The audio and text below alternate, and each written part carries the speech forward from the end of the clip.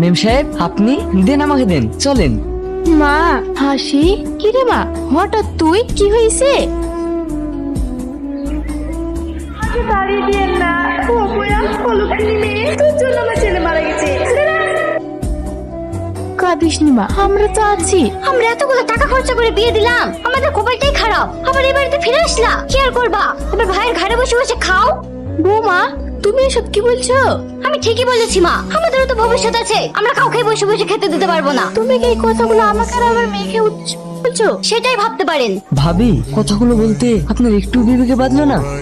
ভাই ভাবি এইভাবে কথা বলছে আর আপনি দাঁড়িয়ে দাঁড়িয়ে শুনছেন, আশ্চর্য। ছেলে তুই আমাকে অপমান করছিস, তোর সাহস তো কম না। আমার কথাগুলো আপনার কাছে অপমান মনে হচ্ছে, আর মা মেম সাহেবকে যে ভাবে অপমান করছে সেগুলো আপনার কাছে কিছু মনে হচ্ছে না। দেখেছো, বাড়ির একটা চাকর হয়ে তোমার মুখের উপর কথা বলছে।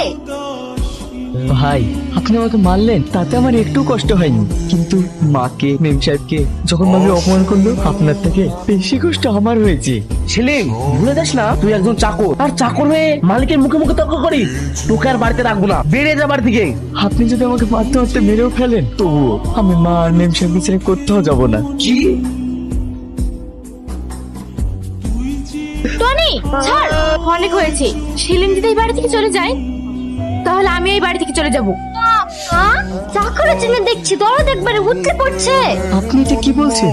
আমার জন্য আপনারা এই বাড়ি ছেড়ে চলে যাবেন? দ্রুত তাহলে কখনই আমাদের অপমানিত হতে হতো না। আসলে এই বাড়িতে আমরা বোঝা হয়ে গিয়েছি, আমরা আর এই বাড়িতে থাকবো না। মা এই চমা কি হলো মা, খাচ্ছেন না যে? বাপরে, আমি তো তোকে বেটে ধরিনি, তবে কেন তুই আমাদের জন্য এত কিছু করছিস?